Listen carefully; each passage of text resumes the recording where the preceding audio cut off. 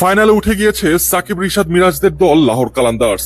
আর একদিন বাদেই ফাইনালে কোয়েটা গ্ল্যাডিয়েটর্সের বিপক্ষে মাঠে নামবে লাহোর কালান্দার্স। আর এই ফাইনালে ওঠার পিছে রিশাদের অবদান ছিল অনেকখানি। গেল ম্যাচে একাই শিকার করেছিলেন 3 উইকেট।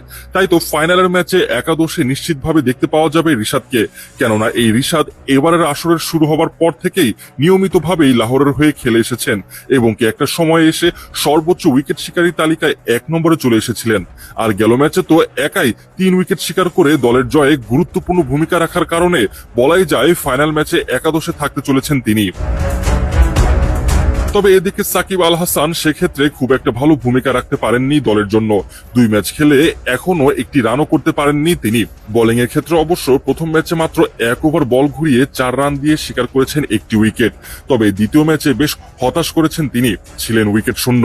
তাই তো সাকিবের জায়গায় মেহেদী হাসান মিরাজকে যদি একাদশে দেখতে পাওয়া যায় তাহলে অবাক হওয়ার